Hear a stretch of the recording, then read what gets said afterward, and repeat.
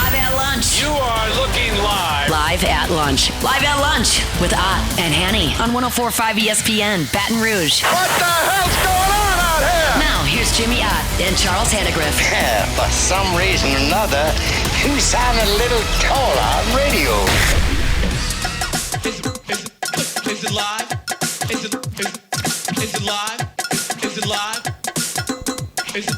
From Rufino's on Highland Road. Welcome to the Friday edition of Live at Lunch, 104.5 ESPN Baton Rouge. Charles Hannegriff, Jimmy Ott, Max Gotro. Jordan Kinch is back in the studio. Bruce Marshall with us today. Seminara going to give us some picks today. Chris Massaro going to give us some picks today. We'll tell you what's going on in college baseball tournament action going on today. NBA playoffs continue. We've got golf going on in the Dallas-Fort Worth area. So as we cruise into the holiday weekend, we will be off on Monday. Jimmy, why are we off on Monday? It's a holiday. No. But I get LSU's that part. baseball team is no good. Well, they're not going to be in the tournament. I was going to be nice, But yes, that's why we work on Memorial Day because our show's right in the middle of when the selections come out. I can imagine the thing. I get beat down. Man, what's up? So with LSU baseball, they're not that good. Yeah. It happens. Coach is fine. He had a miss. He missed. Yes. I mean, he's do a few misses, but. Let's see who wins this year, and let's see how they do next year. It's an unbelievable trend that we pointed out yesterday. Yeah. I mean, the national champion in baseball, and besides just all the championship hangover stuff, but, kind of like your ability to get into the transfer portal in a timely manner is severely compromised. That's on top of the championship hangover. Oh, yes, yeah. No, what I mean, it's part of the championship hangover. I guess we should include that now. I think we have to because the championship hangover is all psychological. It's right. all. It affects your motivation, affects your hunger. You just can't be that hungry when you're being patted on the back, told how great you are all the time. Yeah. So that's the psychological. The practical is, what's Jay Johnson doing today? What do you think he's doing today? Roster building. Yeah, he's evaluating people in the transfer portal. He's making contacts. Is this kid going to get in the transfer portal? He's probably either conducted or is in the process of conducting his exit interviews with all of his kids. Who's going to summer ball, wherever, making preparations for that? Who's staying in town? Who's got rehab or injury? If they were still in the tournament, he'd be coaching a game today, potentially, or waiting to coach a game tomorrow, or at the very least preparing for a regional next week.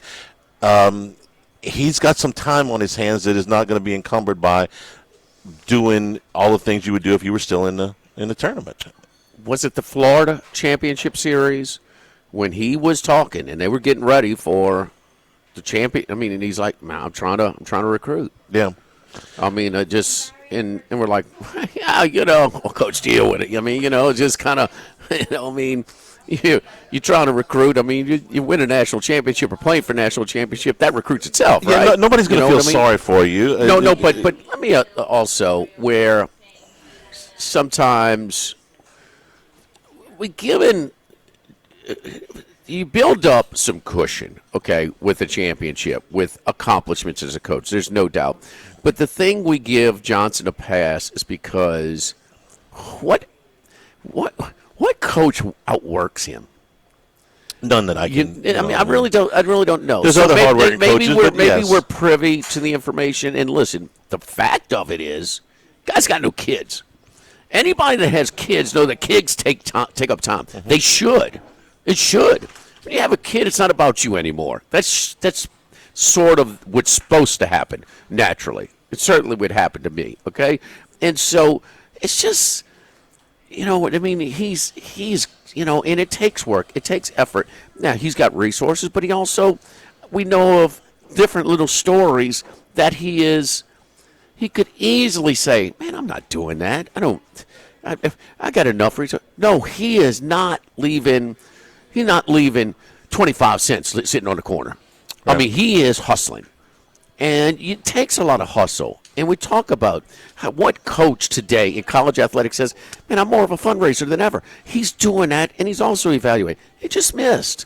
But that's why and it's kind of like, well, I don't want anybody. There's no coach that I want more than him. He's earned that, and he's earned that with his accomplishments. And sometimes we do that, and through his accomplishments, and like you give Malky a pass, and you give Johnson a pass with their non-conference. No, I don't with their non-conference scheduling. I don't think that helps you. I don't think you are shooting for the stars, and you're not being challenged. You're wasting opportunities to strengthen your team. Okay. But we know of individual stories that this guy hustles like nobody else, and for those tangible reasons that I'm going to give them a pass and they'll be back. No, to win a national championship requires a little fortune as well. Yeah, my dad taught me that, and he's got a ring. Fight 58 man, you don't win a championship without a little luck. Without a little luck. I mean, you're born whether it's Aloy, having a brain fart on Arkansas, or the left fielder just kind of whatever happened to him and that ball, that was hit to him. I mean, Skips.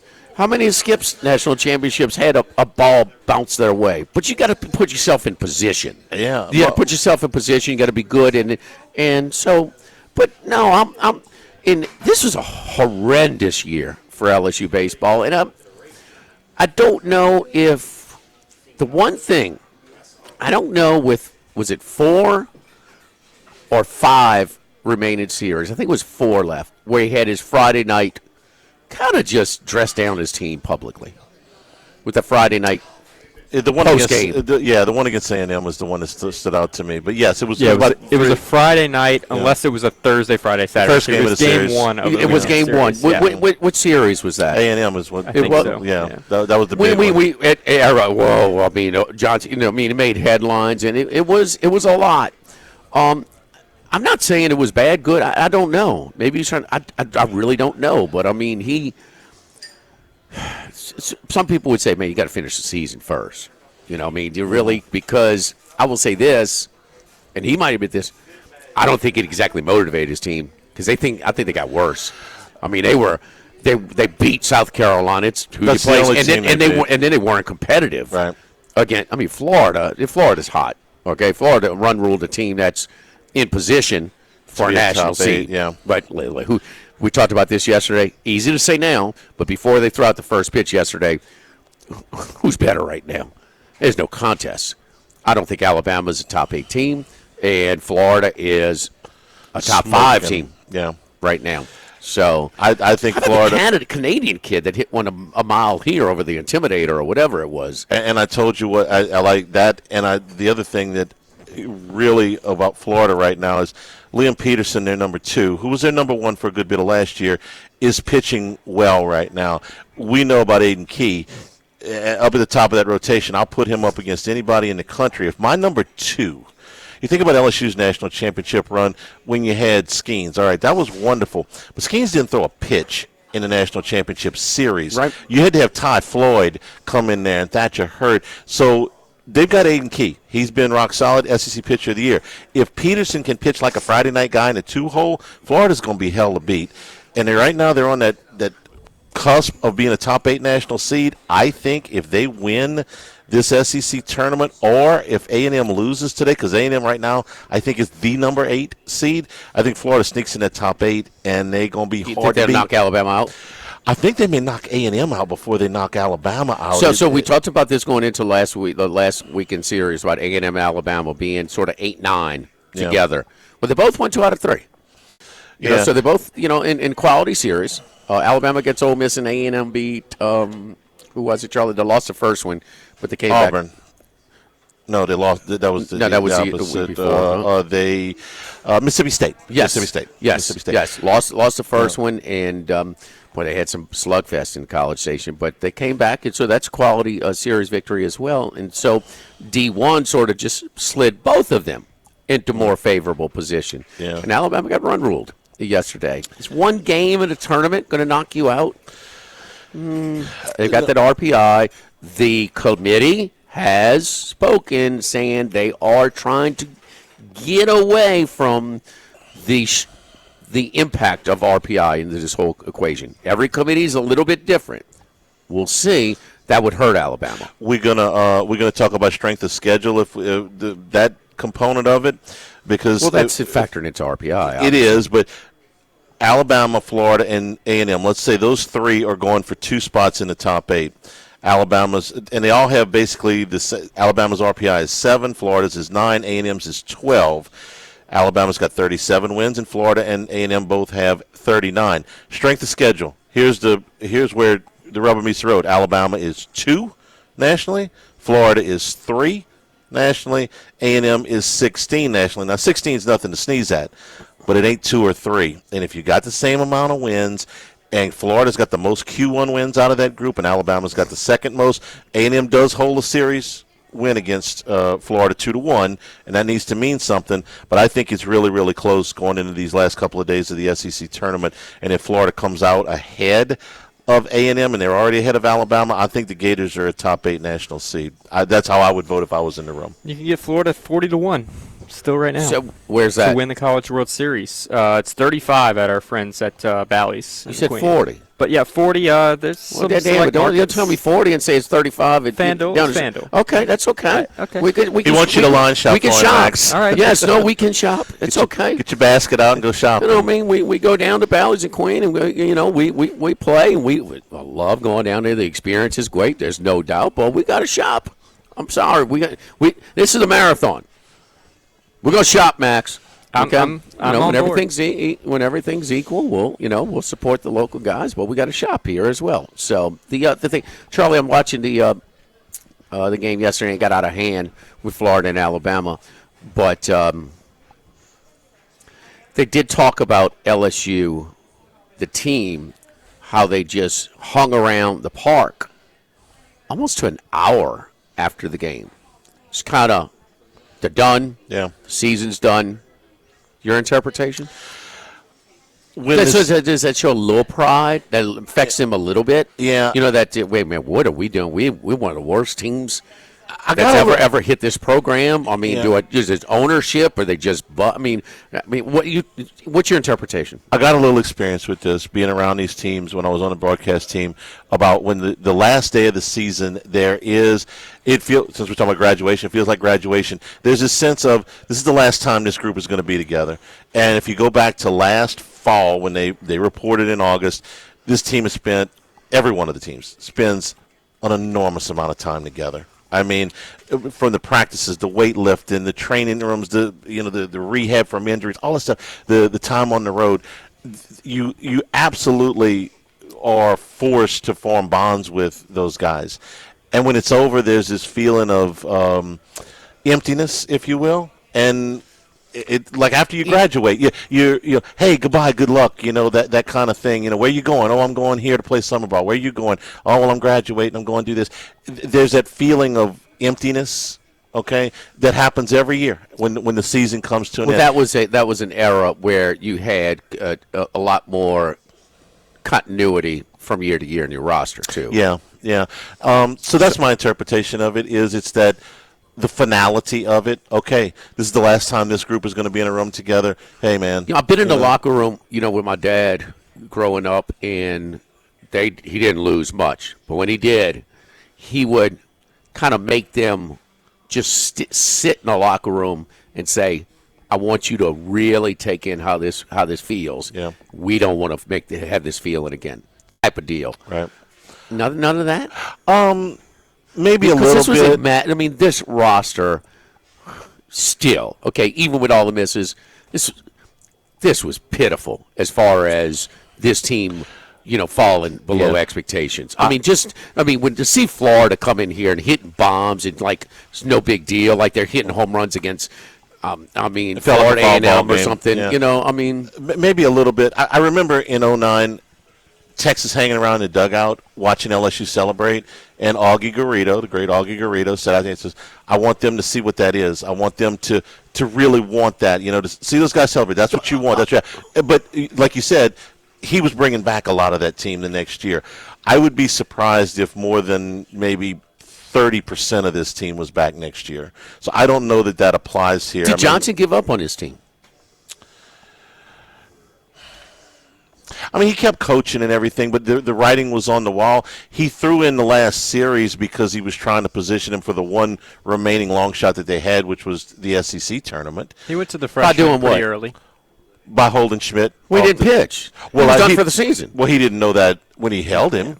He wasn't hurt the last weekend? You think no, 20 minutes before the game, he was warming up. He was going in the game. 20 before in Hoover. Yeah. No, I'm talking about in Baton Rouge. He held him out of that series so he could pitch on Tuesday. He wasn't hurt. No. Okay. Not to my knowledge. But he did bring in the freshman, 3-4 weeks in the season, just kind of planning ahead, I think. I think that was, you could call that a soft sort of. Well, I thought also, I mean, when you bench Zach York for Mason Braun, it's because Braun is playing better.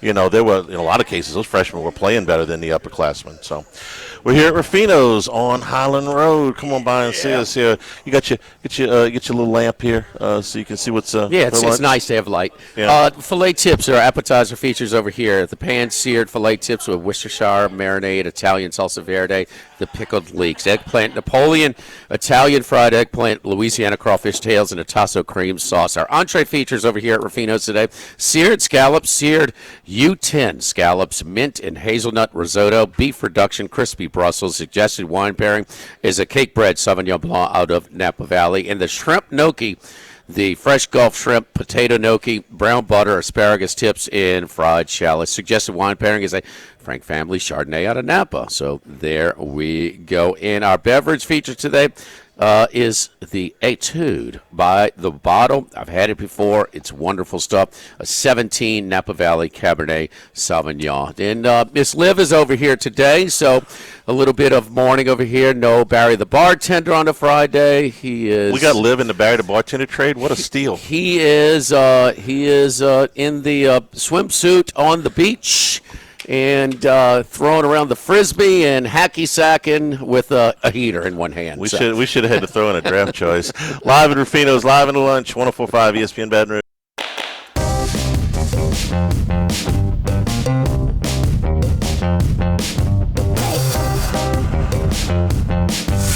Live at lunch with Ott and Hanny from Rufino's on Highland Road on 104.5 ESPN Baton Rouge. All right, let's go out to San Diego, talk to professional sports gambler Chris Macero. Chris, holiday weekend, how you doing, buddy? Oh, I'm doing great. I just got informed this morning that I have eligibility to play for the LSU basketball team next season. So I'm excited. I got some stuff in the mail. My NIL is pouring in. It's great times. Great times. There you go. Well, good. You need to work on your shot, and we're going to stretch you out a little bit. But I mean, besides that, we'll see. But so bring it on. Will Wade is going to have a competitive roster. Whether it's Luis from St. John's, who it's a lot of this is actually. So bring fire the darts. The Pat 40s and the Pollyanna stiffs of the world, the hypocrites out there. But we had a guy that, what would we say about our previous coach that was said a lot, Charlie? He's a nice guy, huh? Very nice guy. Very nice guy. How many critical articles did they write about Matt McMahon, Chris? Yeah, nice guys finish last. We know the drill, but it is funny that Ruiz. I remember when he went into the draft. I'm like, why is this kid going into the draft? He has no chance to get drafted, and he actually had a cup of coffee with the Celtics, and they shipped him up to Maine to play in their G League team, and it's just funny that now it's full circle. He's back at LSU. It's just kind of crazy. That's what's going on here. Oh no, absolutely.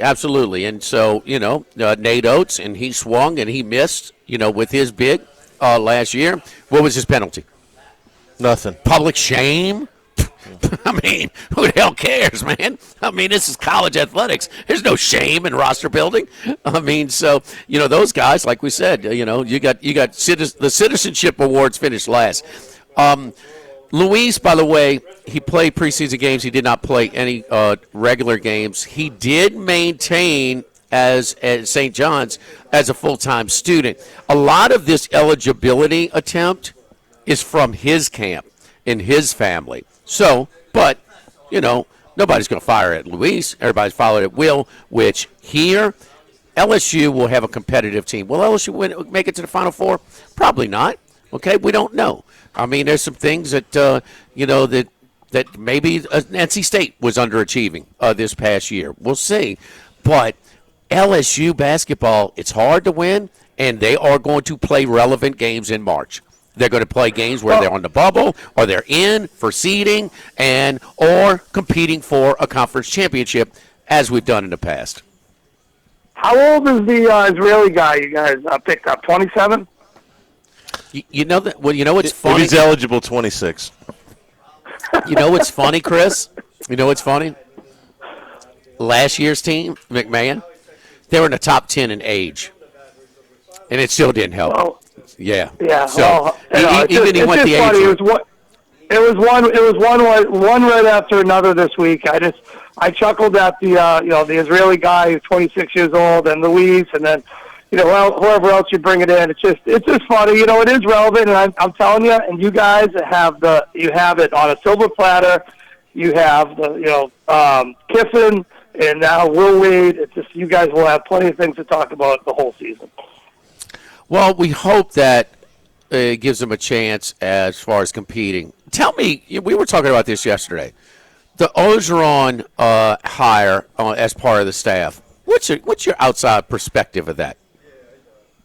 I think the players love the guy. I thought, and I heard this from many sources out here at USC, is that he wasn't the type of guy that could go to the fundraisers. He wasn't the one that could bring in the big money donors because he's his method of even just his method of speech, you could say, just to be nice. That's fine. A little rough around the edges for the polished donors. Yeah, I got you. Yeah. So I mean, I'll tell you one thing. When I first moved out to San Diego way back when, say almost 18, 19 years ago, Pete Carroll had USC up and running, and I went to a booster event in San Diego where it was, everyone is dressed to the nines.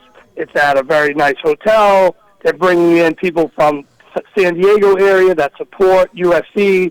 They're donating big money. Pete Carroll gives a huge speech and, a big discussion about the team. And it's just one of those things. I think that's part of the circuit out here that he had to do. And I don't think it was anything with coaching or motivation or the players not liking him. It was just all to do with the bells and whistles of bringing in big money to the program. So I think that's another thing. I saw that this week. I mean, I thought that was a great addition to the staff for them, football-wise.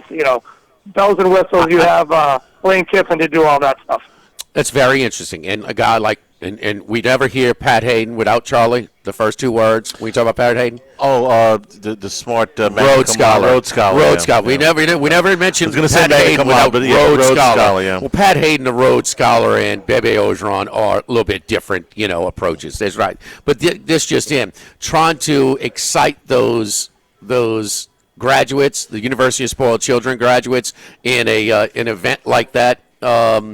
Yeah, that's one talent. And then motivating defensive linemen is a different deal. And, it's funny. I was with Ogeron and some friends at USC, and we went through the locker room, and some of the guys were working out. And I watched how he talked to them, watched the interaction, how they respond. They respond to him. He speaks that language, okay? Right. He speaks that defensive language. And let me say this, Chris, in an era where coaches are afraid to coach guys because they might leave and stuff like that, do you think Ed Ogeron's going to back down from coaching guys, getting after him? No, so that element is, what's he bad at? What's his weakness? Just what Chris said. Going to the donors. He's not the collegiate type. These are he's not being asked to do any of that stuff. Right. And I would say as an administrator too, and look, he had to deal with COVID administrative. Yeah, he's not great at that. Okay, that's his weakness. He's not going to be asked to do any of that stuff. No, somebody else is doing all that stuff. No. So we will see. He'll be asked to do the things that he's really good at. But yeah, Chris, we have tons of money over here in Louisiana. We're just throwing it around as far as our athletic budget. Well, hopefully, me and your buddy there, Max, we can get some more money in our pocket. I want to give. We almost jinxed it last week. I guess we kind of did. But we got Jordan Spieth on a hell of a run right now. He's 10 under. Oh, here we go. Here we go. No jinxes. I'm on it too. I'm not trying to. You are such a jinx. No. He just went up and down for bird. I mean, God. Yeah, things are going well right now. If he can't win the Dallas Metroplex area, he can't win it all. Okay, so this is an outlier. I do like both of your bets. He is comfortable in his comfortable surroundings. Okay, there's no doubt. Listen, he was 19-1 for all of us, Jimmy. You could have easily taken 19-1. Oh no.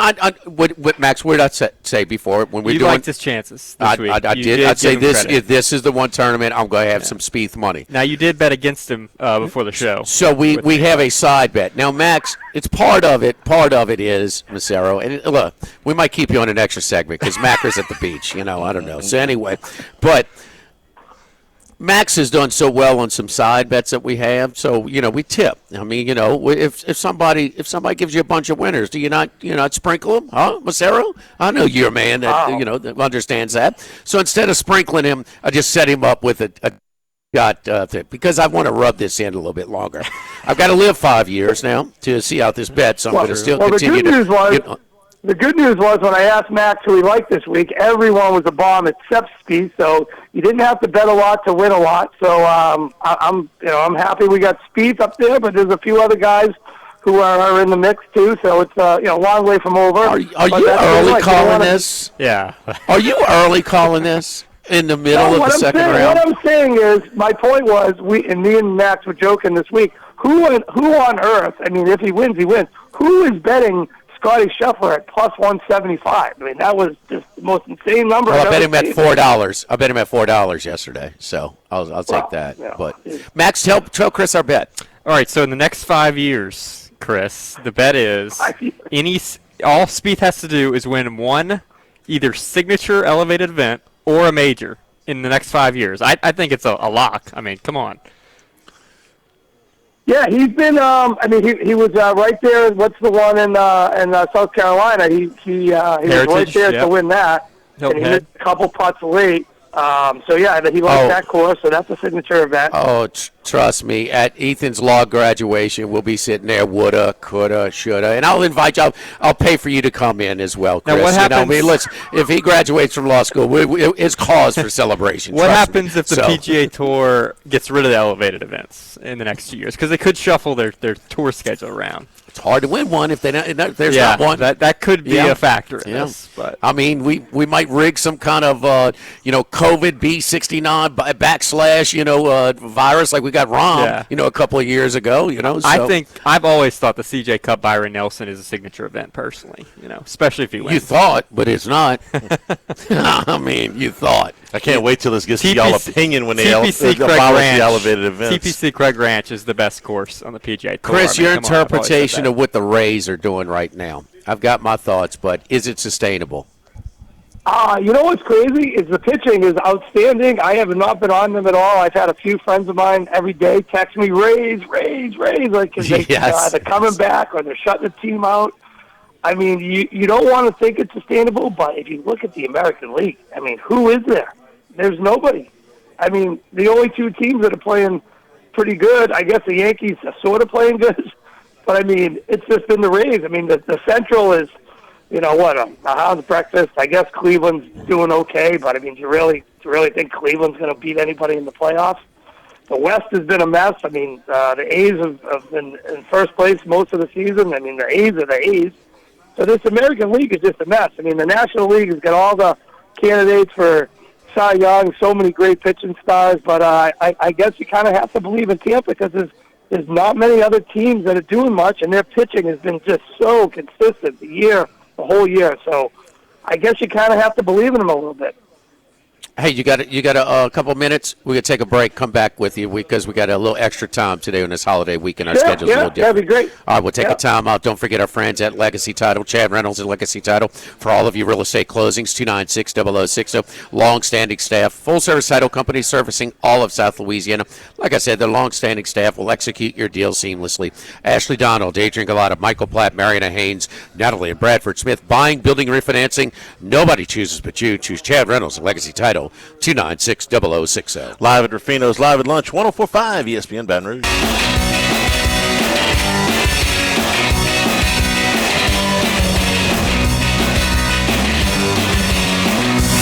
Live at lunch with Ott and Hanny from Rufino's on Highland Road on 104.5 ESPN Baton Rouge.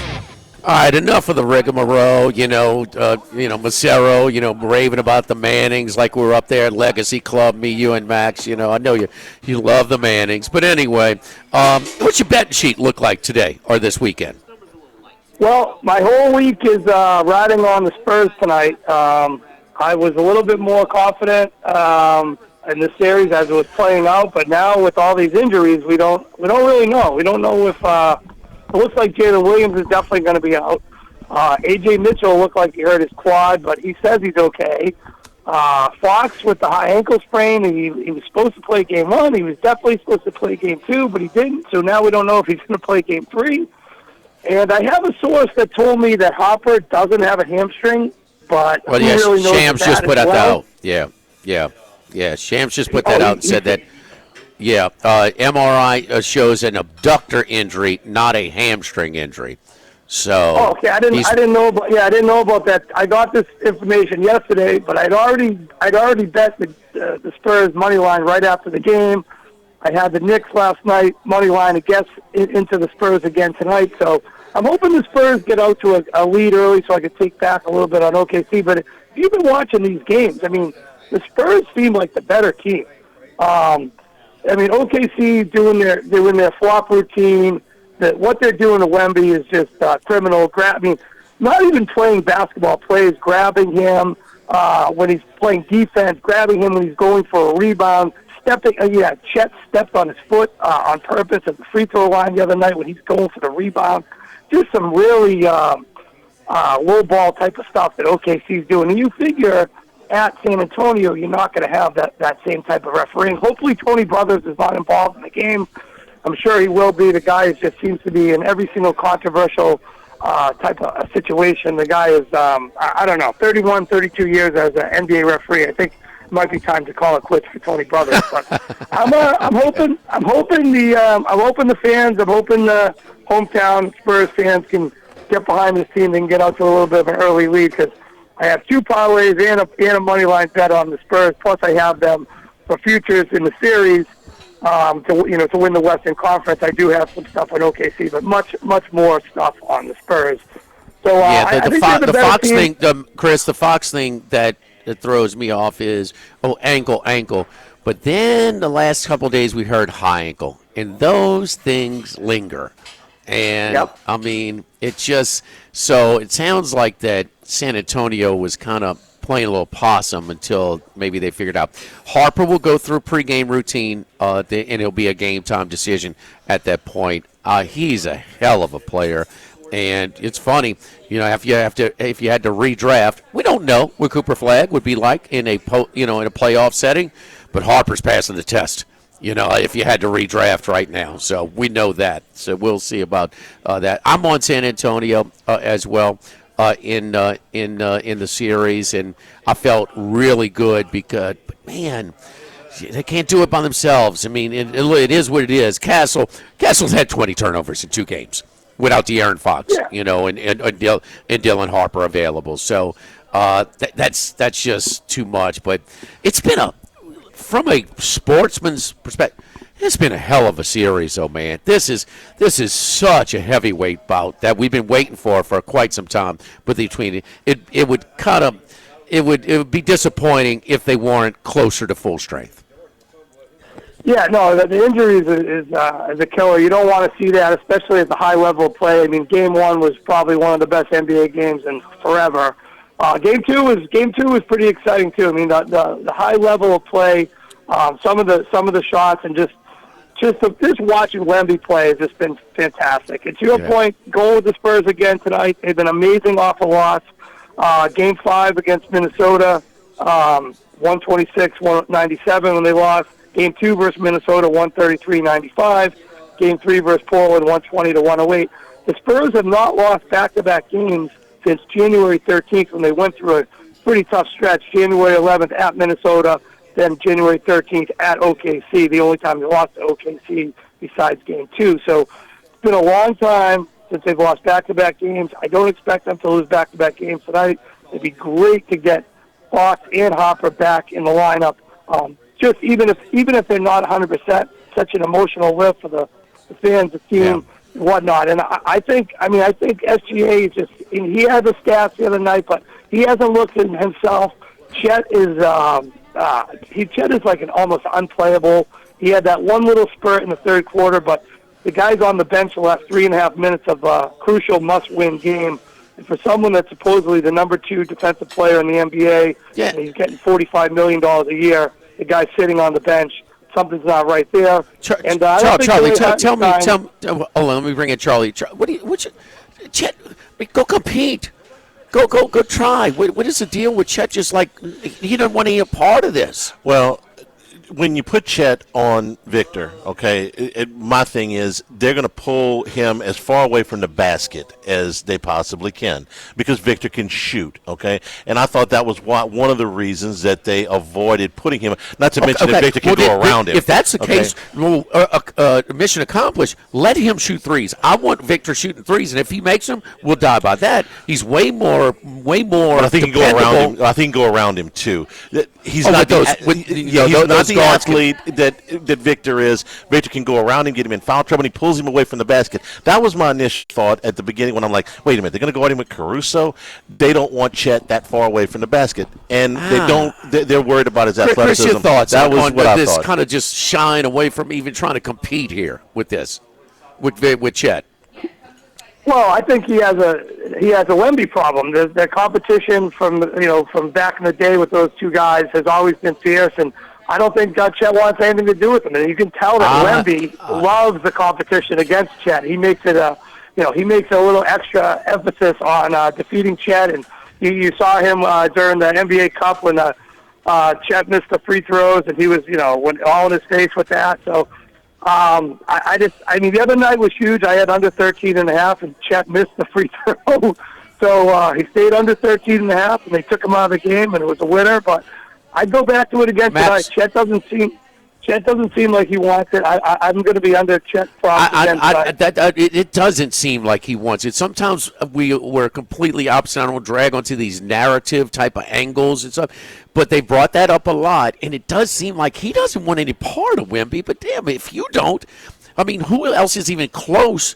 He's one of the top 5 guys as far as being close to even having a chance because of his length. And Charlie, you say his athleticism. He's fairly athletic for his size. Max, where do you weigh on this thing? Where we thought he has to try and play him. Well, if you're runner-up to Defensive Player of the Year, you probably need to be guarding. Well, those awards go. I know. Okay. I will say, they did a better job in Game 2 putting Hartenstein on him, who is a bigger player who can defend him inside. The problem is he doesn't space the floor, right? And Wembanyama, it's the same thing Charlie made on Hartenstein specifically, cannot move. So you take him out of the paint, especially when Hartenstein and the Thunder are on offense. Hartenstein can't space the floor, so it just lets Wembanyama park in the paint defensively, and that becomes a problem. It's Wembanyama's defense that makes this such a hard tactical thing because you need a Chet Holmgren or somebody on the floor to space him out, or Caruso to space Wembanyama, get him a little bit away from the basket. Keep in mind, Chet Holmgren was the guy they were tanking for 1 year. Okay? Yeah. Okay, he was the lock number 1. I go back to one of his teammates that abused him in a Sweet 16 round a few years ago. That's Jalen Williams. When he just went at him and Holmgren kind of backed down a little bit. I don't think he wants any part of it. Well, for $45 million, bro, you got to go and play. Well, but this call's coming from the bench. It's not Holmgren's call whether he guards Wembanyama or not. Fair, but when they put him, it sure looks like he don't. Well, okay. The reason they're not putting him on him is because they don't think he can guard him. So, but this is the NBA too, and sometimes some of the coaching maneuvers are player motivated. Yeah. You know what I mean? If Chet said, give me him, coach. Yeah, I don't think he's doing that. No, we know he's not doing that. Hartenstein went guarding Wembanyama on like 45 plays in Game 2. He only guarded him 3 plays in Game 1. No. We said that going from Game 1 to Game 2, and that's the only thing. Hartenstein is going to body. We don't like the cheap stuff, Chris, but you got to try. You have to physical. You have to try and beat him up a little bit. That's just. I mean, if you just go on skill, he's going to outskill everybody. Well, that's fine, but I don't like the grabbing his arm when he's defending. They're pulling his arms when he doesn't even have the ball. He's going for rebounds and grabbing him from behind, stepping on his feet. A live update, we tied for the lead. Here we go. Had a hole in one. Yeah. So here we go. 3 guys minus 11. 6 straight birdies Sunday M had a hole in one. Oh, we have a Sunjay M bet? We do not. No, we don't. No, he likes to fade on Sundays. Knicks, Cavs tomorrow. Cavaliers 2.5 before you get out of here. Who you like? Yeah, you figure the Cavs rally the troops and get one at Cleveland, but I don't know. Something looks off with Donovan Mitchell. He seems to be struggling running up and down the court. I will tell you one thing though. It's they can't. The Knicks they did well last night. Hard had a big game, but. They cannot keep having Towns operate as the point forward, point center like he did in the previous couple series. It's just not going to work. The bigs of Cleveland are too athletic, too mobile, and I just don't think that's going to be a smart plan in the future. But if Mitchell can get his act together, he looks a little bit off. I'm not sure if he's injured or what's going on. We shall see. But I like the Knicks to probably win in 5. I don't see Cleveland coming back to New York and winning a game there. So it's going to be pretty impossible for the Cavs to win this series. What could have been with this series if they just close out Game 1? It could have been a lot of fun. Chris, enjoy your holiday weekend, buddy. We will talk to you soon. Good luck to you this weekend. All right, Jordan Spieth all the way, right yes. from this tournament to the U.S. Open. Look out. Thank you, Chris. Don't forget our friends at Total Maintenance, one of South Louisiana's oldest and largest AC and heating companies since 19. Is it hot, Charlie? Yeah. Is it muggy, Charlie? Yeah. If that AC breaks, how nice would that be? It ain't fun. Awful. Service today, every day, same day service. You call today, you get service today. You'll never sleep hot if you call 480-1000. 480-1000. Lucas Ragusa and his great staff know what it takes to put a great team together. They cover both the Baton Rouge metro area and the New Orleans metro area, but different staffs and offices, not to compromise either. Total Maintenance, 480-1000. Live at Rufino's, live at lunch, 104.5 ESPN Baton Rouge.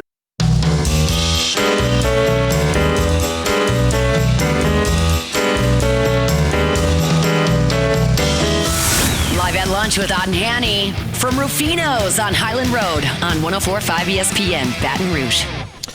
Come on in and spend a little time with us here today at Rufino's. If you're leaving town for the holiday weekend or just enjoying a few extra little time off here, come in to filet tips, the eggplant Napoleon among our appetizer features today. NCAA baseball conference tournaments going on all over the place. They're on a rain delay in Omaha. That's the Big Ten tournament that has USC and Michigan State. Michigan State, the 12 seed. They throw out a guy that was 7.7 ERA to start the game. They're done. They were just. USC's interesting because they have a top 8 RPI. They're number 8, but they're not projected to be a host site anywhere because they've won one game against Q1. Their record against Q1 competition is 1-10. And yet they still have a top 8 RPI. This is where you got to be careful with the RPI, because outside of the 10 losses they have against Q1, they've only lost 4 of the games the entire season. So they're 42-14, which looks fantastic. But the strength of schedule is down at 36. They started 19-0. Yeah, they beat a lot of teams that just did not have great seasons. Is all I can tell you. And some of those teams in the Big Ten, you're like, okay, sometimes they're at least decent, like Maryland weren't this year. So their strength of schedule is all off of the heavyweights out of the Big Ten, the West Coast, UCLA, Oregon, and Nebraska's had a very good year. They lost all of those games. They beat Oregon one time. They lost a lot of away games They finished, I think, did they lose 2 out of 3 to Oregon? Yes. Yeah, they finished 5-10. Yeah. And because I was one of my picks, we lost it on Outerlocks the first pick, but I kept with it. They won the next 2. Oregon was plus money at home with like an 80% winning percentage in at home conference games, and USC finishes 5-10 on the road. So it just seems like, Charlie, is when you're Big Ten, it's man who you play. I mean, that's a big thing now with the your Big Ten schedule. Well, which Big Ten schedule is it? Which SEC schedule is it? When you have so many schools now, and I mean, there's a big difference between Purdue and Illinois and Oregon and UCLA. Yes. They don't seem like the same. Shouldn't be in the same conference. Oh, wait, that's a whole different topic. And Nebraska is sitting right there with a number 10 RPI and will be a host site, but not a top 8 national seed. I think those top 8 national seeds, like we said at the top of the show, Florida, A&M, Alabama, all right there on the cusp. 2 of them are going to get it, and 1 of them isn't. And then the other team I would put in there is Florida State, who has got a 10 RPI and could sneak in there too. Those are your teams that are competing for. And Florida State plays Pitt. Can I just say one thing we talk about all the time? And we're stuck on sort of this, a lot of this sort of counterpoints, which so much of it out there, but sort of a blend. And as much as I slam analytics, I also slam the people who you gotta incorporate them. You can't ignore it. Yes, absolutely. Analytics are statistics, okay? It's just numbers. It's always been around. But Jason Hart, who slams analytics because he lit it up last night. Bro, if they defended you, I mean, the clean looks that you got, they dared you to shoot based on analytics. The analytics were the ones you should be thanking. You should be giving the game ball to analytics. And he made 5 out of 11 from 3-point range last night. And we kill accuracy. But isn't that the way you want to go down? I guess. Hour number 2, straight ahead, 104.5 ESPN Baton Rouge.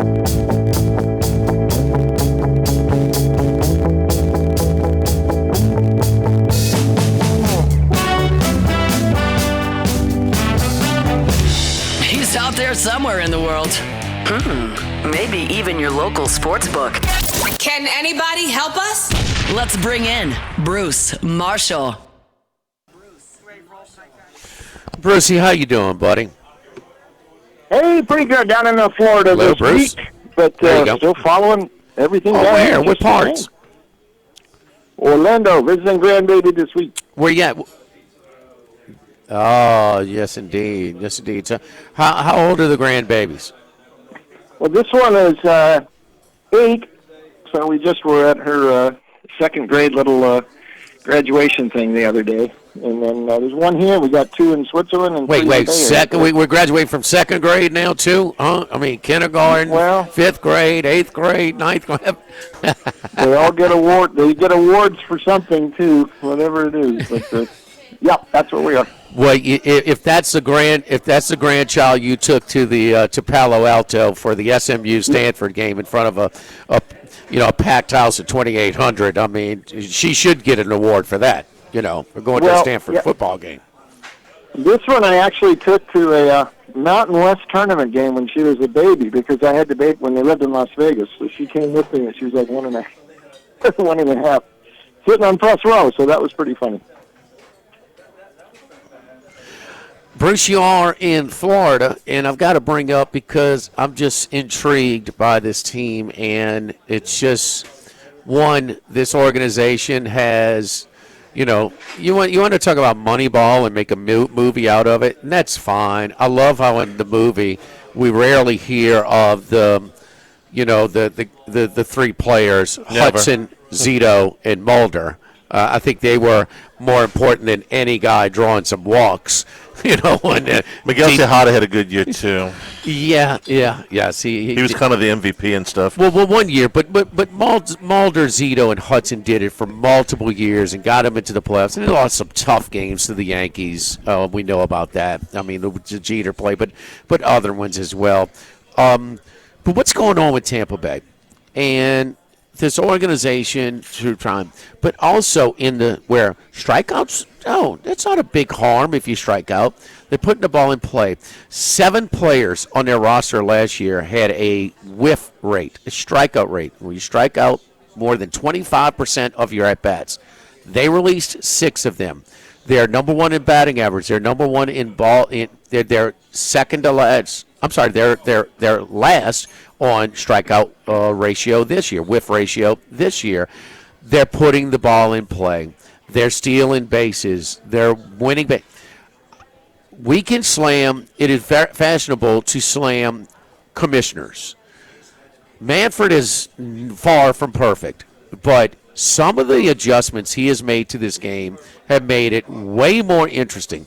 What we want to see is balls in play. We can't see fielding, arm, speed. We can't see the tools at display if we're just hitting the ball over the fence and striking out. They are now a 4.5 game lead. It's a very interesting holiday weekend series up in New York.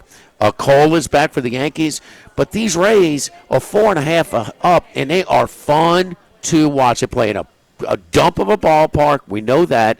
But, man, this Moneyball, man, what about these Rays? They're good every damn year. They are, and this is a great story. And just watching them the last couple of days against the Orioles, it brings up sort of everything that you mentioned there. And 2 teams that are doing it differently. And I'll throw the Angels in there, too, as another team that's completely doing everything wrong. And they're like a super version of the Orioles here. Everything is just based around the home run. The guys strike out too much, and it's just like they built that team. These teams like they're rotisserie teams, and they're looking for highlights on SportsCenter every night. But no, what the Rays are doing, you're absolutely right. They are playing smart, efficient, aggressive baseball. They take the extra base. They challenge the other team to make plays in the field, and we saw the Orioles not be able to do that the last couple of days. The Rays have also they scored 16 runs in the 3 games of this just completed Orioles series. 16 runs in the 3 games with 2 outs, and they were 12 for 29 with runners in scoring position. So that goes back to what you were saying, putting the ball in play, forcing the other team to make some plays. And the other teams sometimes can't do it. And Tampa Bay is just in a really great thing here. You know, Ben McDonald had a great quote. He's on the Orioles TV crew. And, boy, he really ripped into the Orioles and Mike Elias and all of the analytics stuff there. And he said, I'm just quoting him here. He said, I don't care if you hit the ball hard. I don't care if you hit it hard, you hit it to somebody, you're out. I don't care how hard you throw the ball for. I don't care what your spin rate was on your breaking ball if you bounce it 3 feet in front of home plate. I don't care. What I care about is, do you make plays? Do you make pitches? Do you hit when it matters? That's what the Orioles are struggling to do right now. They're struggling in all phases of the game. That's the problem with the Orioles. That's exactly the opposite, and why none of that's a problem for the Rays right now. Do you think?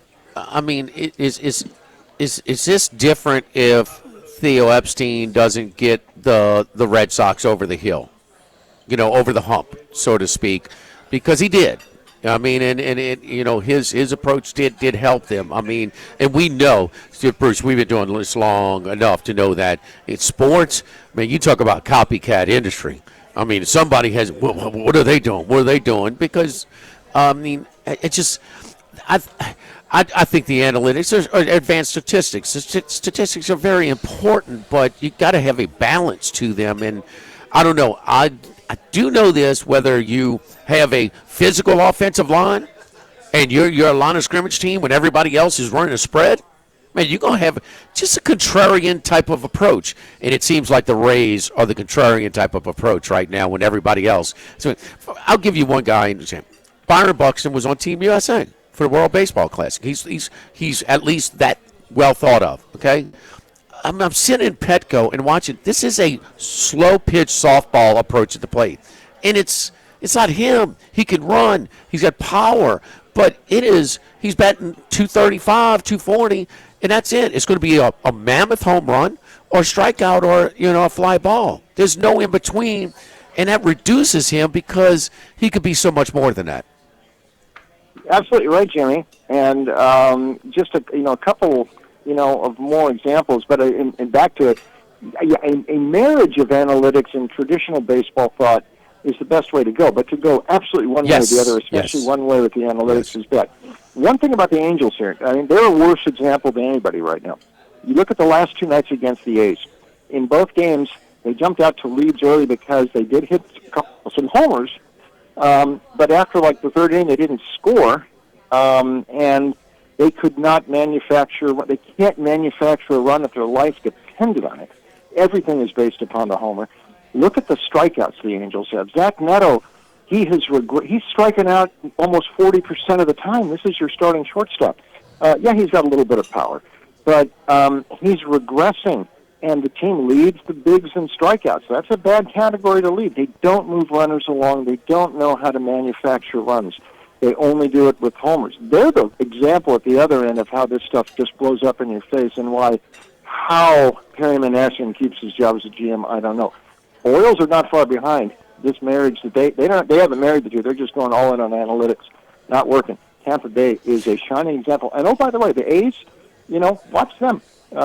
They won these last two nights. The Angels and Orioles never win games the way the A's did, scratching out runs from behind, putting runners on base, moving them along. They won both these games in extra innings the last two nights in Anaheim.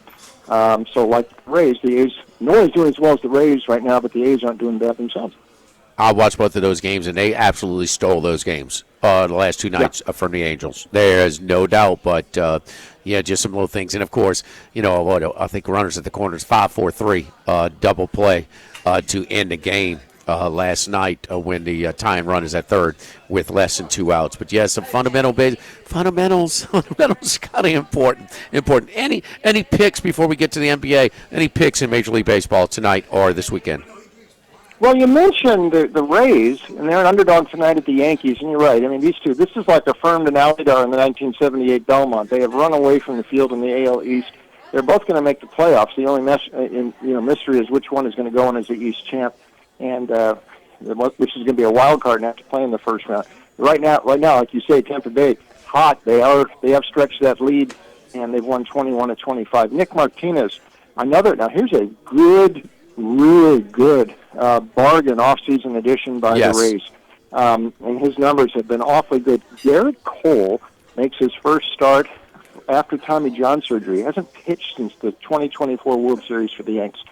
He goes tonight, but they've got the Yanks as a favorite tonight at home. I think just ride the Rays.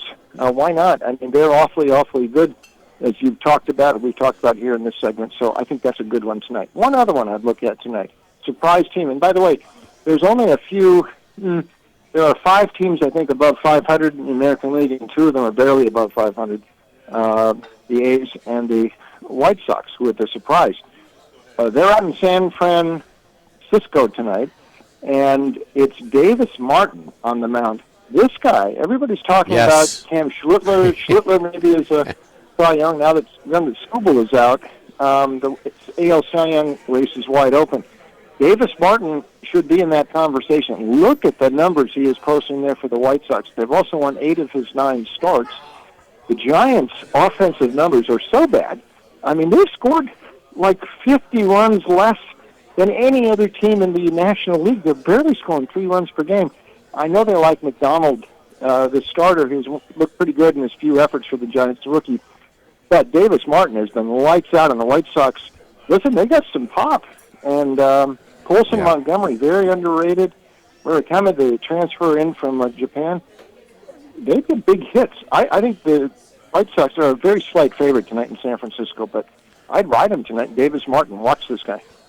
14th round pick 8 years ago, the 2018 draft out of Texas Tech, Charlie. 6-1, 1.6 ERA, 6-1 strikeout to walk ratio, less than a 1 whip for the kind of under the radar White Sox, who have a much improved lineup as well.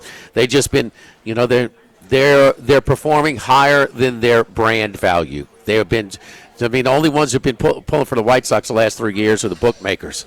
I mean, because everybody's betting against the White Sox every game. Bruce, historically, what do we compare this to? This 22-point lead lost in the last 8+ change in Madison Square Garden a couple of nights ago. Yeah, I mean, it was really bad. I'm kind of struggling to think of a comparison as bad a collapse as that, because not only was that a collapse, but I mean, the Cavs had played 40 minutes of almost perfect basketball before that. I mean, they could not have done any better. to get out to that 22-point lead and to just stop playing then. And, you know, I know what the, you know, a lot of explanations. I do think there's something into Kenny Atkinson sitting on those timeouts and not using them when he had them, when you could see this thing was sort of slipping away. He just refused to call any timeouts. That was it. That was their game to steal. You know, you had, listen, this is the rest versus rust thing. We saw it in the NHL last night. I mean, Carolina just was rusty as heck against Montreal after that long layoff. So were the Knicks in Game 1. But I think they've got, once they put that, you know, put that rally on there, and I give Mike Brown a lot of credit. He's making some real adjustments. He made, you know, ran the office, just told Brunson to get to work in the fourth quarter. Let's go at Harden. It worked. But he knew Cleveland would make some adjustments defensively in Game 2, and Brunson turned into more of a facilitator last night. Look at Josh Hart coming up big. I think Cleveland's in massive trouble. They maybe have a shot in Game 3, but I don't see this thing going beyond 5. And they will not be able to recover from that Game 1 loss. That's just too big of a psychological blow. So tomorrow night, you like the Knicks plus 2.5, or you think that's a spot where they may exhale?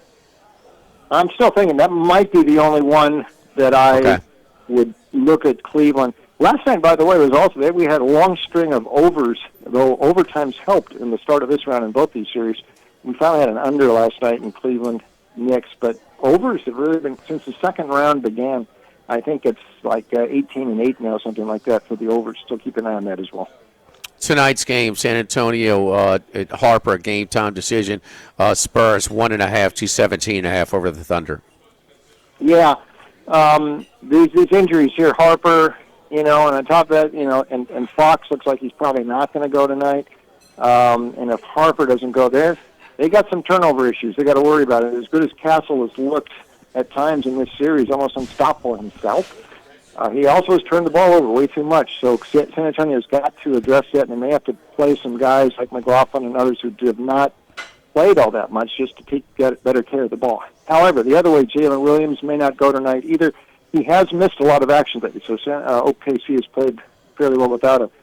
And I know that Mark Daigneault's adjustment in Game 2 to stick Hartenstein to play him a lot more than he did in Game 1 and try to get physical with Wemby worked to a good extent in Game 2. I don't know if that's going to work the whole series here.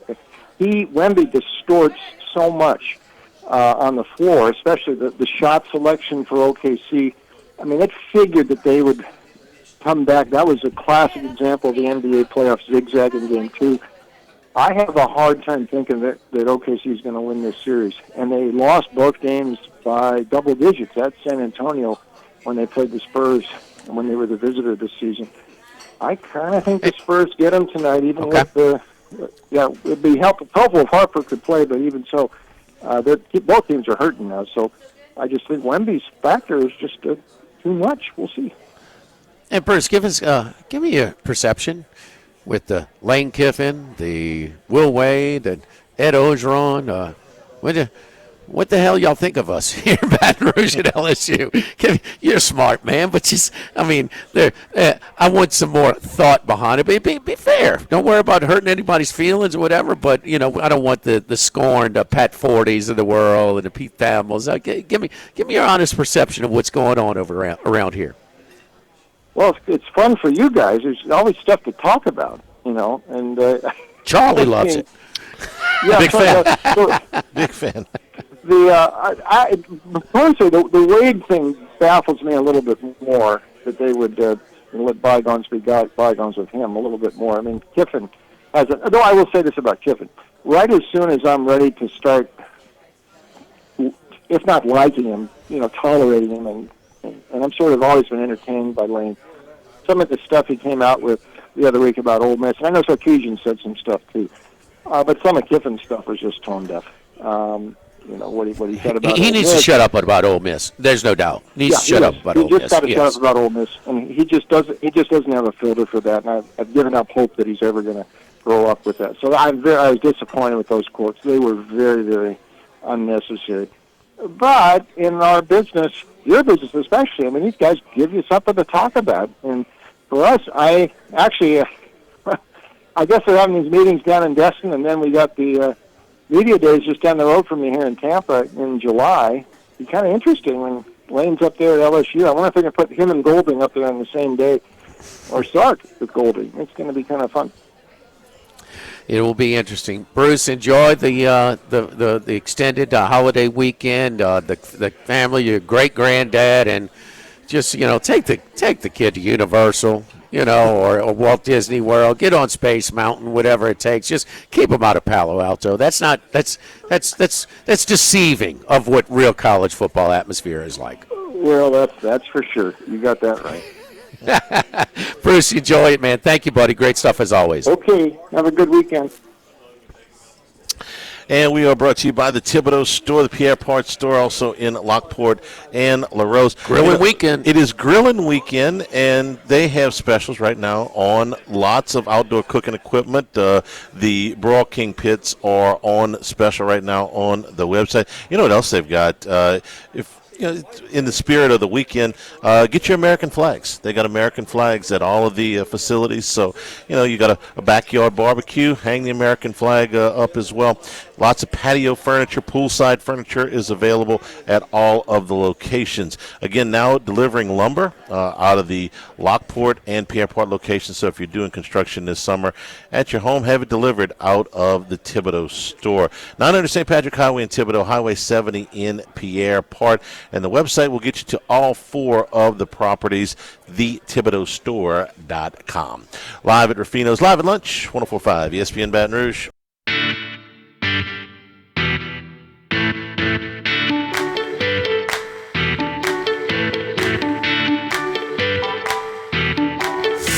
Live at lunch with Odd and Hanny from Rufino's on Highland Road on 104.5 ESPN Baton Rouge. Remember, you can always get the show on demand, 1045ESPN.com, LouisianaSports.net. Our final handicast of the season will be posted early next week. It's brought to you by Supreme Rice, supporting our Louisiana farmers and celebrating 90 years in business here in 2026. Go to SupremeRice.com. I was driving around seeing a bus, big old Supreme. Man, I bought a lot of rice in that bus. But billboards. The billboards. Love the Supreme. How long in Louisiana, Charlie? 90 years. That's 90 years. That's how was jambalaya started? How was it created? So, it had some. We have a lot of rice. In this state, but then got your we got some leftover sausage. Let's just throw it in there. Just throw it in there. Take the Holy Trinity, bell peppers. How many great things have been created by just throw it in there? It's funny.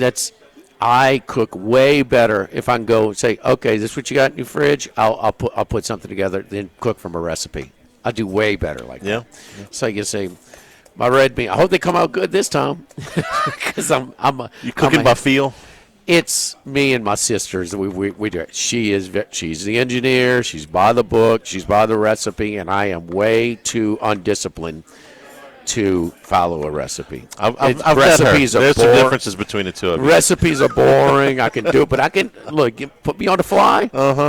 So how about this game in Florida? We don't talk too much softball, but I mean, what was my biggest complaint of the sport was it was too pitch and dominated. Yeah. I mean, okay, we won nothing, and how many super regional on, so your pitching is not compromised. Right. You got the highest priced pitcher in the country on the mound. It's 8-5 in the 6th inning, and she gives up a 3-run homer to Florida to make it 8-8. Now it's 10-8 with a 2-run homer.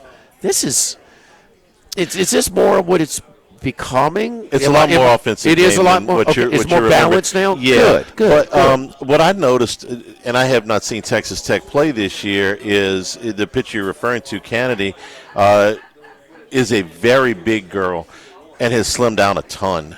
And I don't know if that's taken some velocity off of the fastball or whatever, but she is noticeably slimmer than she was when I watched her pitch last year. Max, She's what been a is her dominant stats last player. year to this year? Come on, get off the Jordan Spieth job for a I'm second. literally you know? watching Jordan Spieth Literally right watching now. Jordan I Spieth. mean, you know, I don't know we're what her trying to do. numbers. It's not just the Jordan Spieth update show. It is. Sung I mean, for JM five- just made eagle, by the way. He takes a So one that's a lead. second eagle, hole in one, and now an eagle on par 5. He's having a good day. Yeah, 2 eagles and 3 holes. There you go. We don't have a bet on him.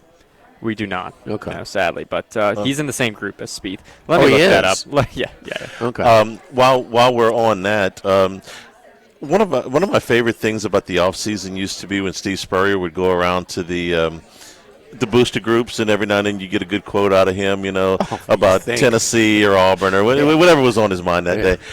Is Steve Sarkisian trying to take over this? What's he doing now? He was at the Touchdown Club of Houston this week. And this is after he said his stuff about basket weaving at Ole Miss, okay? And he used the term basket weaving. No. All right, so Touchdown Club of Houston, all right, Texas head coach says, there's a team in our state that plays in another conference that has a schedule. I would argue if I played with our 2s and 3s, we could go undefeated, and they'll probably make the college football playoff this year. He's criticizing somebody's schedule. He's aiming at who?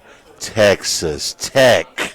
Okay, because now they're spreading a little bit of money around, right? Okay, so you ever see sort of those skits where one guy tells a girl something and, oh, hey, and the other guy says the exact same thing, gets slapped across the face? Right. He's not Steve Spurrier. No, Spurrier was Never was funny. And he's also had his little battles personally that he's the last guy should be throwing darts. I'm sorry. How many guys have done what he's done and to recover to have arguably the best job in college football? He's a very difficult person to like if you listen to him. Okay, I've always said that. From throwing everybody out.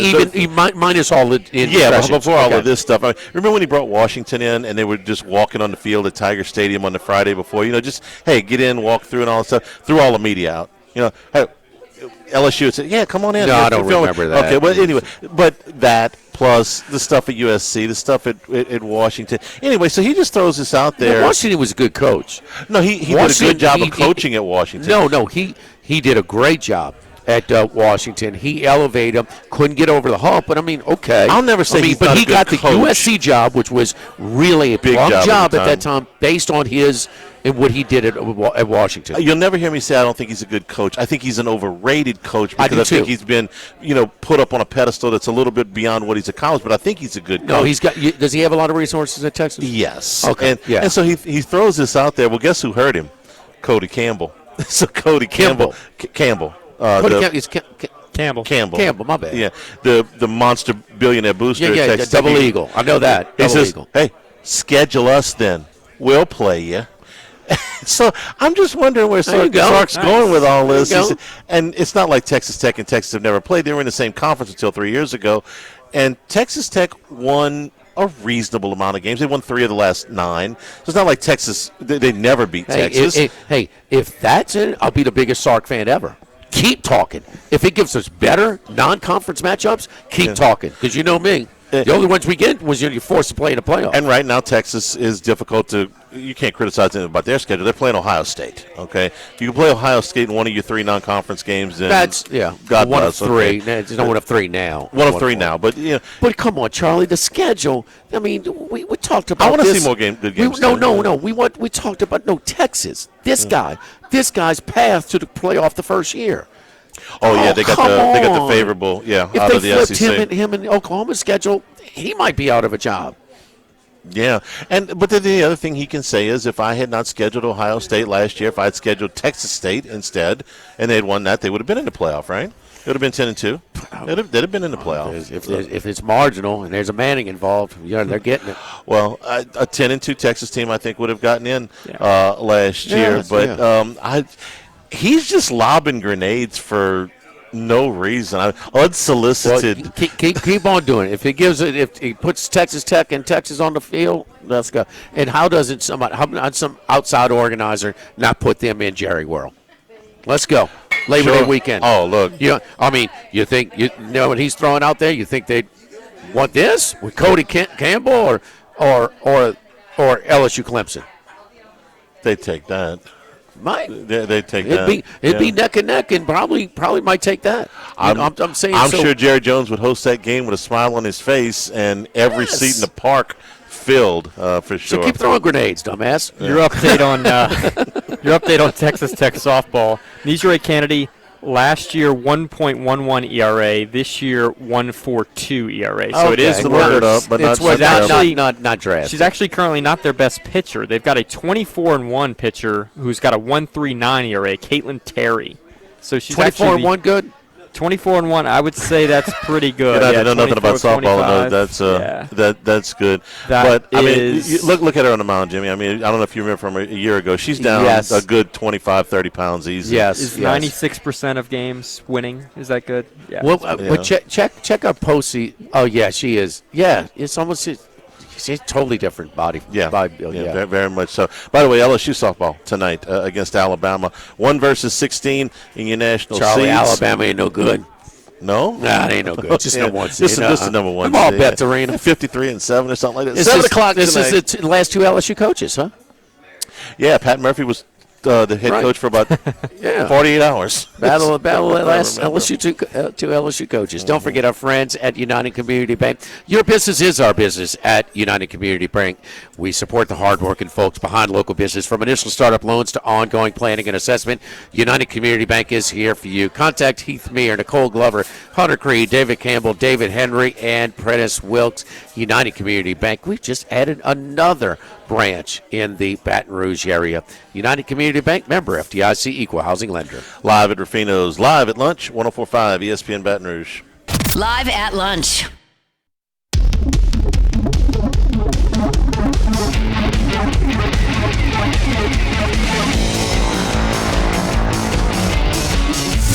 Live at lunch with Otten Hanny from Rufino's on Highland Road on 104.5 ESPN Baton Rouge. And we return here at Rufino's, and Texas Tech softball. She finished it off. She did. Beats Florida 10-8 in the first game of that Super Regional. Again, LSU and Alabama tonight, 7 o'clock, game 1. All right, let's head up to New York, talk to Ace Seminara, who's on fire. I mean, yes, indeed, keep it going. Another profitable night, huh? Ace had it all the way with the Knicks minus the points the other night. Good job, my man. Yeah, absolutely. As that great philosopher Meatloaf said, right? 2 out of 3 ain't bad. So let's just keep it going. Make a profit. 2 out of 3 or 3-0 sounds good to me. Game 3 tonight, just a tremendous series so far. I mean, both games, in the NBA so far, the series last night maybe a little bit less drama. We were all over the Knicks, but I mean, you got to be kidding me with the games. The people are getting their money's worth so far with these NBA playoffs, and they have picked matchups tonight. Yeah. Hey, before we get to the breakdown and your picks, give us a feel. I mean, the city that much on fire? I mean, it sure seems that way with the Knicks in this run. It is. I mentioned on Tuesday's show I was in Manhattan on Monday with a concert with my son, and I mean, you just couldn't turn a corner without seeing somebody walking by in a Knicks hat and Knicks jersey. Everybody just fist bumping, just smiles on their face everywhere. Last night, that watch party that you saw right outside of the Garden, well, times that by about, 10,000 bars in Manhattan. Every single bar packed out on Long Island. You can't go anywhere without the excitement right now, feeling it. You can feel it in the air, and they're obviously proving it on the court. They're just head and shoulders above Cleveland. And listen, Jimmy, I'd love to offer all your listeners out there, you see what we're doing, winning 2 out of 3 or winning 3-0, giving you prop bets that are making you money. Text the word free picks. Get involved to 631-805-6165. I'll be on for another couple of weeks before I got to call it a show for the rest of the year. But text the word free picks to 631-805-6165. No hassles. You'll receive my top-rated free pick every day, whether it's NBA playoffs or baseball or golf coming up. U.S. Open coming up in Shinnecock in a month. I'll be out there. We're going to keep our streak going of winning major bets as well. So, yeah, let's get into game 3 tonight if we can, Jimmy. Okay, go ahead. All right, Oklahoma City and San Antonio. Spurs 1.5 at home, tied up 1 apiece in this series. Yeah, and you know what? That line came out at 2.5 right away. All of a sudden, that line's dropping down to 1.5. first time in 34 playoff games that Oklahoma City's an underdog. You know, and they just showed me a lot the other night. I was on Oklahoma City the other night. My clients can attest to it as well. All right, and they're just on fire right now. SGA seemed like he unlocked the combination to what he needed to do to get open. His mid-range game is just unstoppable. You know, what really impressed me more than anything, they had an injury with Williams. Didn't seem like it mattered. Their bench, the depth of their bench, Jimmy, 57 points from their bench in Game 2. McCain, Wallace, Mitchell. I mean, just unbelievable contributions, not to mention Caruso. I mean, honestly, this team is loaded beyond belief. Right now, what's hurting the Spurs is turnovers. 21 turnovers in Game 1. They decided, you know what, why not match it? Another 21 turnovers in Game 2. They got away with it in Game 1. Came in and surprised Oak City. Nobody expected them to win that game. Credit to them. Wemby had one of the great all-time playoff games in the history of the NBA. Game 2, nobody expected them to win that game. Oklahoma City made some adjustments. Credit to Coach Daniel for making some adjustments, doing what he needed to do, unlocking that secret, like I said, to getting SGA open. Had a huge 30-point game. I think the loss of Harper is huge. He was becoming a problem for Oak City, covering him. It seemed to be like he could just take the ball to the hole and get his shot whenever he wanted. Him and Fox both being out now puts an incredible amount of pressure on Castle. I mean, other than that incredible poster dunk, my God, I wish I could jump like that just once in my life. I mean, he's got 20 turnovers in the first 2 games. So him now being the primary ball handler has become a major, major problem, and I don't see that changing. Like I said, I think the secret is out now on what they have to do, and you're telling me at 1.5 points, the value of getting Oak City, which is what I did. I advised my clients to get on Oak City, plus 3.5, minus 137. There's value in that. You're giving me Oklahoma City, again, a team who hasn't been an underdog in 34 straight playoff games, more than 3 points. Give me 3 and that hook, and give me the Thunder in Game 3 tonight. All right, interleague play in Major League Baseball tonight, and the Phillies, Chris Sanchez, how about the run he is going on? He has not given up an earned run, a run period, in the last 3 starts. That's 24 innings. A solid strikeout-to-walk ratio over the last 3 games, 30 strikeouts and only 1 walk. The Guardians coming off of a sweep at Detroit. They're in first place in the weak AL Central, but Philadelphia here with Sanchez, and they have improved. They did drop the series, first one since Mattingly has taken over, to the Reds at home, lost 2 of 3. But you're looking at the Phillies here. I am, and yeah, you kind of stole my thunder with some of those stats out there, but absolutely, Cleveland just picking it on a weak division. Just really, they're head and shoulders above everybody else in that division. I'm sure that they'll win it going easy. And Gavin Williams, at first glance, 73 Ks in 61 innings, 6-3, 3.67 ERA. Sure, he's having a solid season.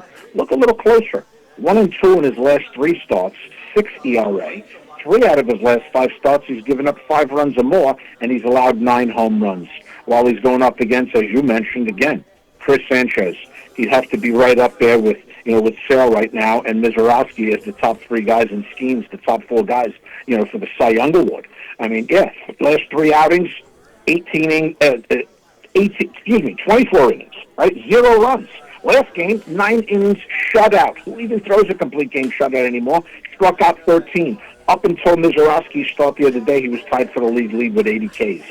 5-2 record, 80 strikeouts in 24 innings, while he's only given up 3 home runs.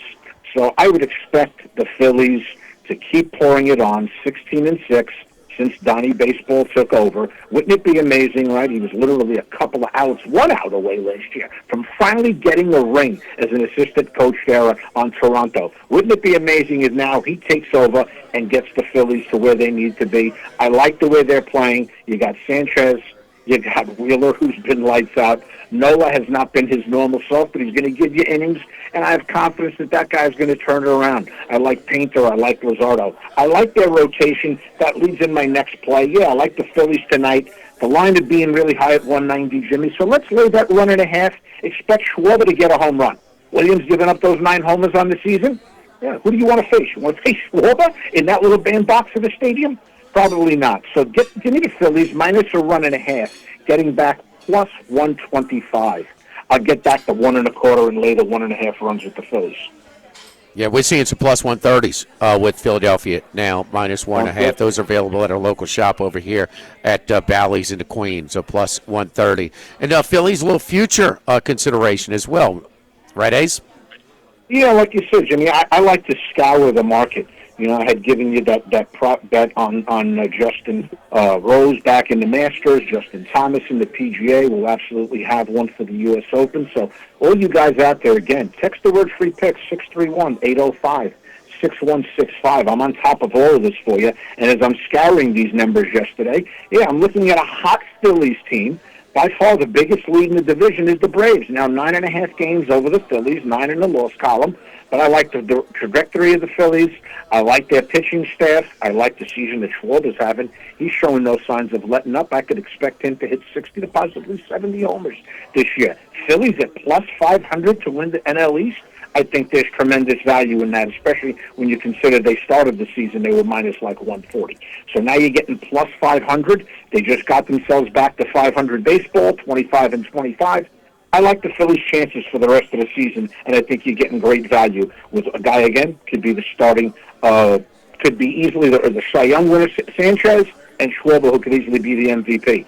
Give me the Phillies in plus 500 to come back and win the NL East. As not even a third of the way through the MLB season so far right now. But the Phillies, they got the talent to put together a run. There's no question about that. The Braves have been just really spectacular. I think they're the highest point differential in all of Major League Baseball at plus 104. Is that right? Is that right, Ace? Yes. It is, and you know what? Yeah, because the American League. At some point, you expect every team to come crashing down. Been doing this a long time. They talk about the dog days of August. We're not even in August yet, right? We're just barely here now through the third week of May. A lot of baseball still to be played. It's a marathon, not a sprint. Like I said, the value alone, to get the Phillies at plus 500, I think that's great value on that wager. So gives you something to root for. You place that wager now, and you got action for the next 3 months. All right, so in reverse order, Philadelphia to win the division, the plus 500, that's available right now at our local shops here as well, the Queen and Bally's. Philly minus 1.5, that's plus 130.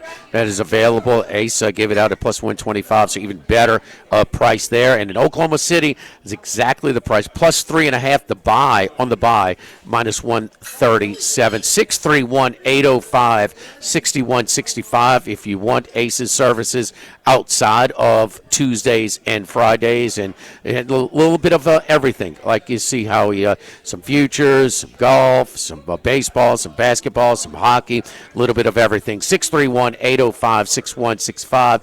Memorial Day weekend. Enjoy your holiday weekend, Ace. We appreciate it. Good luck to you this weekend. Absolutely. All the best. Happy Memorial Day to all your listeners out there. Speak to you next Tuesday. All right, Ace Seminara each and every day. It's been hot, very hot. We're really good run right now for Ace on Tuesdays and Fridays. Charlie? All right, we will come back and wrap up the show here at Ruffino's on Highland Road, live at lunch. 104.5 ESPN Baton Rouge.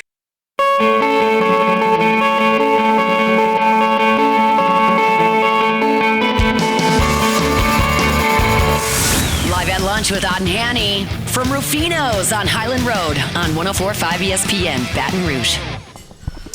And we return here at Rufino's live at lunch. So we're watching, obviously, the college baseball today. Arkansas and Texas is the first game at the SEC tournament today. Southwest Conference tournament? Yeah, a little old Southwest Conference. 100 deets for Arkansas, but not Dylan Volantis for Texas today. They'll throw Cody Howard, who is not even their 2. So Texas with an RPI of 4 and 19 SEC wins know that they've got a top 8 in the bank. And so Texas is. Yeah. Did I say Texas? I think you said Arkansas. Okay, yeah. Arkansas. So Arkansas is going to throw deets. I don't think that Arkansas can play themselves back into a host spot. But they are playing better than their overall resume. Yes. Arkansas and Florida kind of heating up.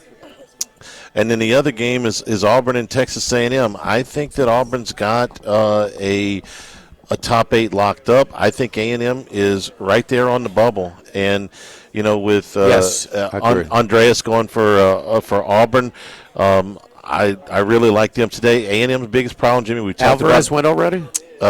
No, Alvarez is going today. You said Andreas. Andreas Alvarez, is going today. Did you call him by the first name? Well, we're all friends. You kind of threw me a curveball, Charlie. I'm sorry. It's all right. He's his first name basis with the Auburn pitchers. I like watching him pitch. No, he's good because he's every man, no, he's. I mean, he's. I think that they finally got their streak snapped. I mean, that's what? How many series did they win? Conference series, 5 or 6. Yeah. It was, and Georgia went in there and beat them first 2. And it was really, really good games. All 3 games were really, really competitive. And A&M's problem is that they have not had a number one. They put Sadeo out there for most of the season.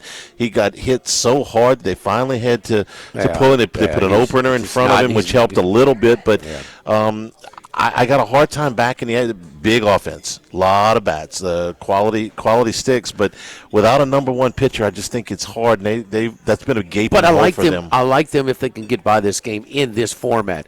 I mean, you're not going to overextend Alvarez. If anything, you're going to limit him. They aren't. They absolutely should limit. You just said they probably have a top 8 national seed, locked up. Okay, so he's going to pitch his 75 pitches and not his normal 105 or so, and so that gives the A&M a little bit better chance. I like A&M in this format. Problem that's before I saw Florida and how they are. They are. The kid from Canada, man. I mean, that's my God. He can rake. Man, he fouled one off his knee. And he's limping. He took all the time. Yeah. The next pitch, he legs out a double. I mean, this kid's got a little hockey in his background. So, I mean, not your typical sort of soft Canadian type of, image that, we give with some of the football players that come out of there or whatever. What's that? Sorry. The Canadians. That's what they say. Say sorry all the time. Okay.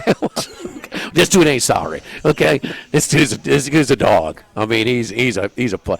I mean, so anyway, it's just teams getting hot. We talk about it. I mean, they are one of those teams, and like you said, Lim Henderson. But I think if A&M can get by, I think they're a real threat to win this thing. Well, so I'm talking about this tournament. This is a tournament, yeah. Tournament. They're going to talking about. They're going to throw. I thought you meant for next week. No. They're throwing senior left-hander Ethan Darden is who's going to go for A&M. What's the line on that game? Can you catch you back plus about 30 or so? Do have that right here. Auburn is. A&M has lost how many first games and won the next 2 in a series? Well, that's happened more than a few times. So that's my point. This tournament, if they can survive the first game, I like their chances. Auburn is minus 160. A&M coming back plus 120. What's the price on A&M in Florida to win the whole thing? This tournament, Max. Ooh, that's locked now that they've started. Okay. So because they're playing right. Yeah, they don't only do that overnight, I guess. Yeah, updated. You know what? I'm seeing one on DraftKings right now. We've got Florida plus 340. Their second choice behind Georgia at 2-1. Texas is third at 4-1. Auburn plus 550, as well as A&M plus 550. Okay. Thanks to our friends here at Rufino's, as always, our Friday host. We will be off on Monday. Enjoy your Memorial Day weekend. When the selections come out on Monday, we'll be talking about them on Tuesday at Doe's Eat Plays. For Max and Jimmy, Jordan, Charles Handegraaff, have a great weekend, everybody.